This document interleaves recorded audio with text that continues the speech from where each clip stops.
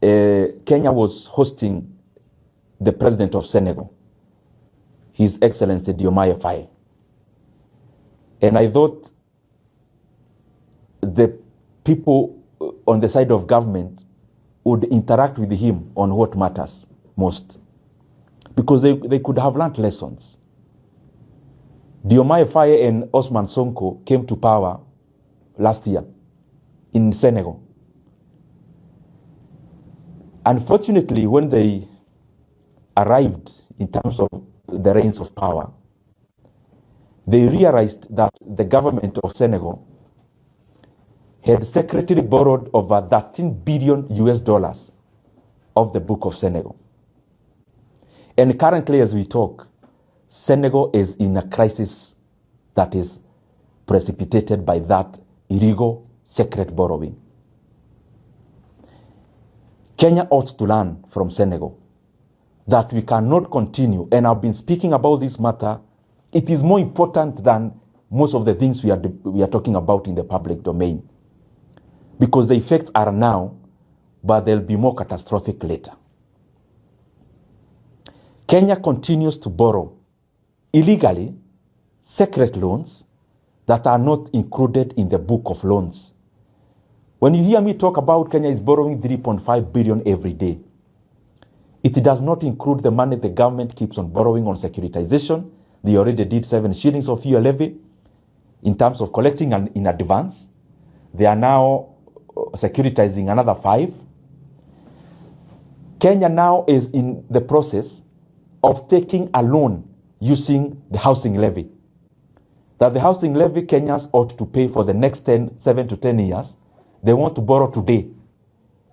Meaning even the flexibility of any government that would come and they would want to abolish or lower some of these levies is being constrained. And I keep wondering why the National Treasury can come up with even those kind of documentations and not batting even their eyes. They don't seem like they're doing the wrong thing.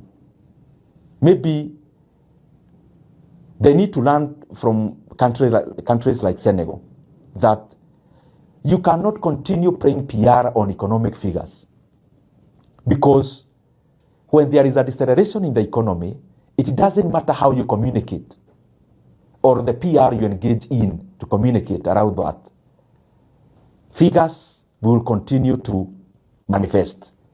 And unfortunately, that is why in Kenya, when you interact with Kenyans, they say there's no money, because some of the decisions we are making also compound to the situation we are in as a country, economically speaking. So Kenya must maintain one book of debts. And I'm calling upon all our lenders, IMF, the World Bank. They have competent people in their offices. They cannot continue to fold their hands when they see things that are happening where their voice is needed. Because we cannot afford to lose our economy.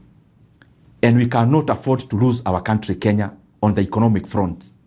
But the secret loans we are taking will definitely lead to a situation that is not very palatable for our economy. And I'm requesting those who are involved, please stop securitization. Stop taking boards that are off the book, like the Talanta board. Stop securitizing and taking a board on the housing levy, on the tourism fund levy.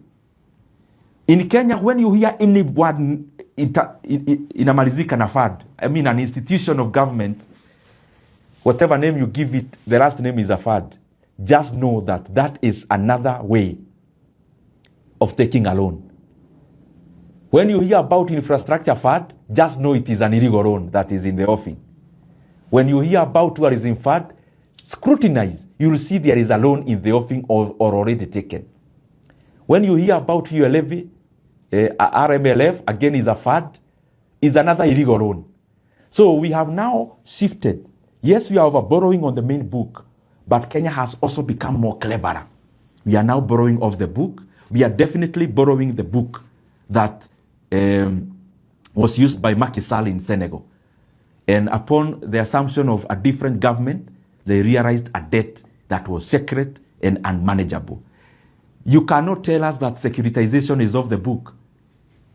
You can also not tell us, for example, the road I talked about in terms of Nakuru Highway. PPP is also a form of debt because they are forcing NSSF to put in some money, but also to borrow much more. Now, the question that all the people on the debt side keep on asking, when a government agency owned 100% by government takes a loan, if it is unable to pay, who pays that loan? It is the government. And therefore, all these loans are also public debts, and they ought to be accounted as such. The last thing I want to talk about